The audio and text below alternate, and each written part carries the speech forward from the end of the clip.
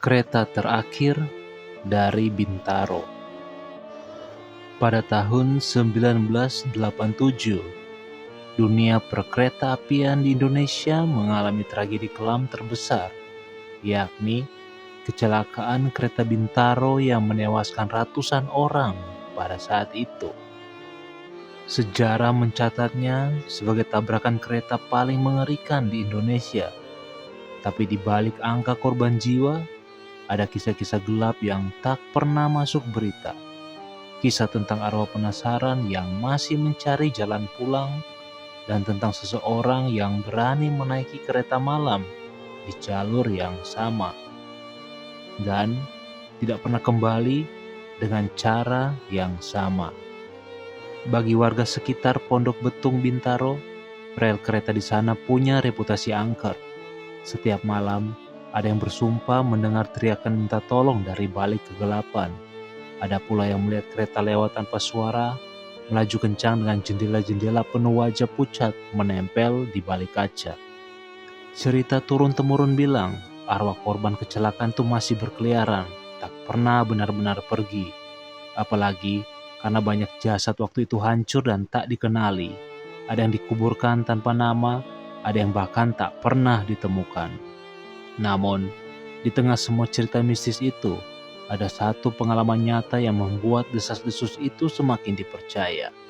Pengalaman milik seorang pria bernama Hendra, yang hingga kini kisahnya masih dibicarakan dengan suara lirih di warung-warung kopi dekat stasiun. Hendra adalah seorang pekerja kantoran. Malam itu, awal tahun 1997, ia lembur hingga larut. Stasiun Tanah Abang sudah sepi ketika ia tiba. Hampir semua loket tutup, tapi ada satu petugas tua yang menunjuk ke arah kereta di ujung jalur. "Itu kereta terakhir, Nak. Kalau ketinggalan, besok saja," kata petugas itu. Hendra buru-buru naik. Anehnya, gerbong yang ia masuki kosong. Tidak ada satupun penumpang lain. Padahal, biasanya kereta malam tetap terisi beberapa orang. Saat ia duduk, kereta mulai bergerak. Lampu di dalam gerbong redup kekuningan. Terdengar suara gesekan logam di rel yang tak stabil. Awalnya biasa saja, sampai tiba-tiba ia mencium bau anyir besi bercampur amis darah. Ketika Hendra menoleh ke samping, ia terkejut. Bangku yang tadinya kosong kini diduduki oleh seorang perempuan muda dengan wajah tertutup rambut panjang. Bajunya sobek penuh noda merah kecoklatan. Belum sempat ia bicara, bangku lain mulai terisi. Satu persatu, sosok-sosok muncul begitu saja. Seorang pria dengan kepala miring tak wajar, seorang ibu memeluk bayi tanpa wajah, seorang anak sekolah dengan seragam penuh lumpur. Gerbong yang tadinya kosong kini penuh sesak, namun semuanya tidak bersuara. Mereka hanya duduk kaku, mata kosong menatap lurus ke depan. Jantung Hendra berdegup kencang. Ia ingin turun, tapi kereta terus melaju. Semakin cepat, seakan tak pernah berhenti di stasiun manapun. Tiba-tiba, suara gamelan lirih terdengar dari luar jendela. Nada pelok yang menyeramkan semakin keras, bercampur suara tangisan dan jeritan. Hendra menutup telinganya, tapi suara itu tetap menusuk kepalanya. Ia menoleh ke arah penumpang lain, dan mendapati mereka semua menoleh bersamaan menatapnya. Wajah-wajah pucat itu perlahan pecah, meneteskan darah hitam. Salah satu dari mereka, perempuan muda yang duduk di sampingnya, berbisik lirih, "Turunlah, sebelum kereta ini tabrakan lagi."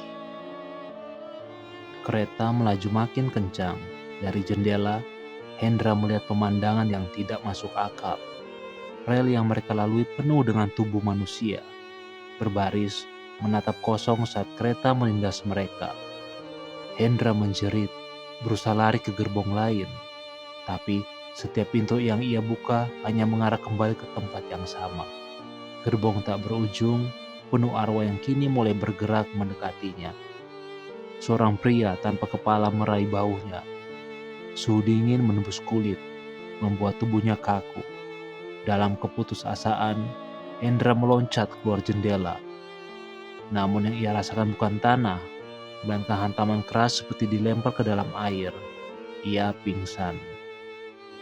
Keesokan paginya, warga menemukan Hendra tergeletak di pinggir rel dekat lokasi tragedi Bintaro dulu terjadi. Tubuhnya penuh luka lebam, namun anehnya tidak ada kereta yang lewat semalam. Ketika ia sadar, Hendra hanya bisa berteriak-teriak ketakutan. Ia terus mengatakan hal yang sama. "Aku sudah naik kereta. Kereta itu penuh mayat. Mereka mau tabrakan lagi." Dokter menyatakan kondisi Hendra trauma berat. Namun yang membuat merinding, luka-luka di tubuhnya menyerupai bekas benturan logam keras, mirip dengan luka korban tabrakan kereta. Setelah kejadian itu, Hendra tak pernah berani naik kereta lagi. Ia pindah dari Jakarta dan menghilang dari kehidupan sosial. Namun, beberapa orang masih melihatnya sesekali berjalan sendirian di dekat rel Bintaro, menatap kosong seolah menunggu sesuatu. Yang lebih menyeramkan, sejak kisah itu tersebar, ada laporan lain dari penumpang kereta malam. Mereka mengaku kadang melihat gerbong kosong dengan lampu kuning temaram yang tidak pernah berhenti di stasiun. Dan siapapun yang beruntung menaikinya tidak pernah pulang dengan utuh. Sampai hari ini, warga sekitar masih percaya di jalur Bintaro setiap tengah malam ada kereta lain yang melintas. Kereta yang tak pernah tercatat di jadwal resmi. Kereta yang hanya ditumpangi mereka yang sudah mati.